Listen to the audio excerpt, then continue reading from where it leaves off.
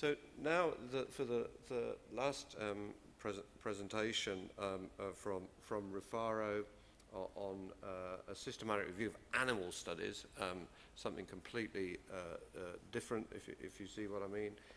I think this is an important review, a potential game changer in some of the things that it's uncovered, and may lead to changes in the way animal studies are managed in the future.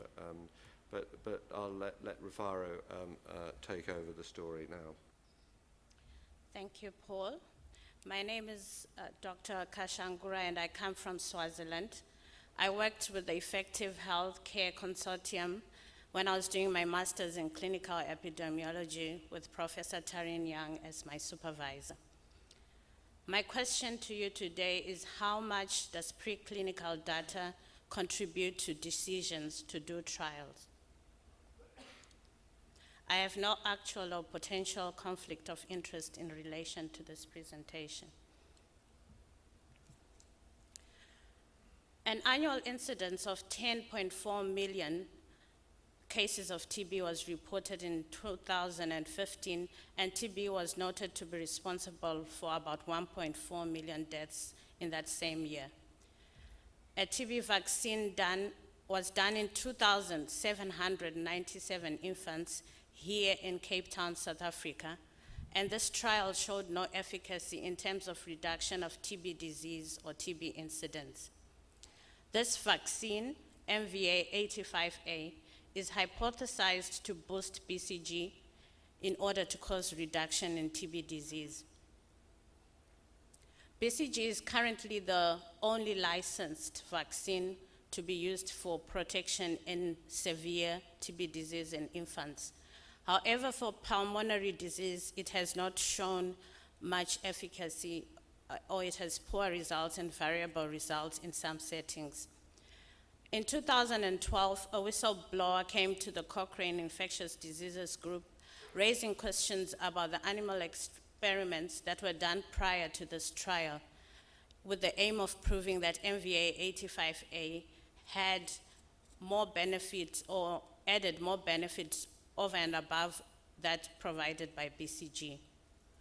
Evidence to action means responding to people's needs and questions, whether they are researchers or consumers. As a result, I embarked on a systematic review to address some of these questions.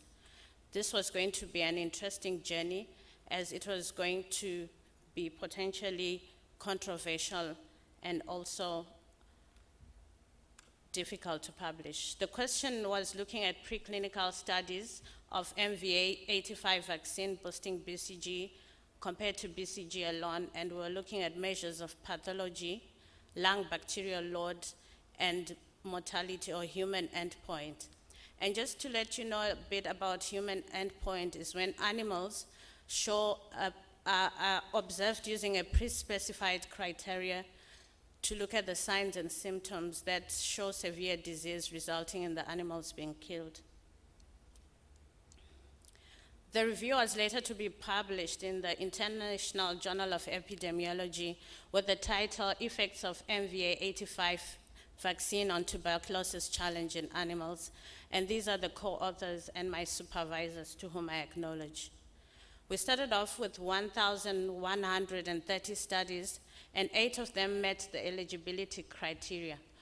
Of note, one of the studies came from experts in the field.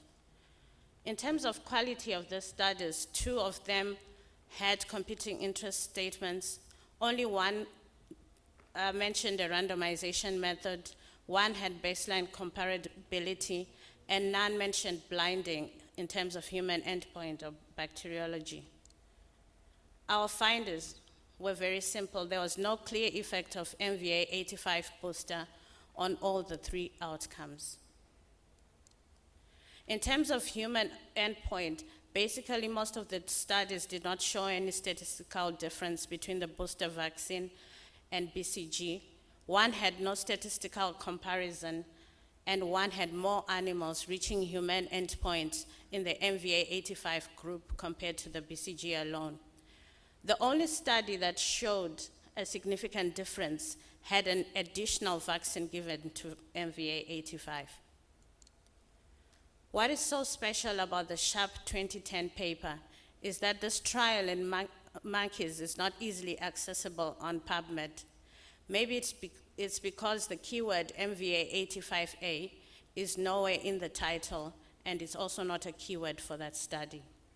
It was completed in November 2007 and published in 2010. By then, the infant RSCT in the 2,797 infants had begun in July 2009. This is a graphic presentation of the results of this study. It started with 6 monkeys in the MVA 85 group and the BCG group alone, and after the TB challenge, 5 monkeys reached human endpoint in the MVA booster group compared to 2 in the BCG alone. So you may ask the question, was the trial decision justified? If the monkey experiment results had been made public, would the trial have proceeded in 2009? Looking at the review of the animal studies, should the results of no efficacy of MVA in the trial have been a surprise to the developers of the vaccine? The debate goes on, and the issue has been discussed on the BBC File on 4 on the 6th of June 2017, and also a newspaper article came out last week on the same vaccine. What are the lessons that I learned when I did this review? Preclinical animal studies may benefit from a trial registration system. I started off by asking the question, how much of preclinical data should contribute to decisions made to do trials? I may not know the answer to that, but I do know from this review experience, because it demonstrates importance of independent, systematic review of preclinical studies. I also would like to encourage other researchers to embark on systematic review of animal studies. Thank you.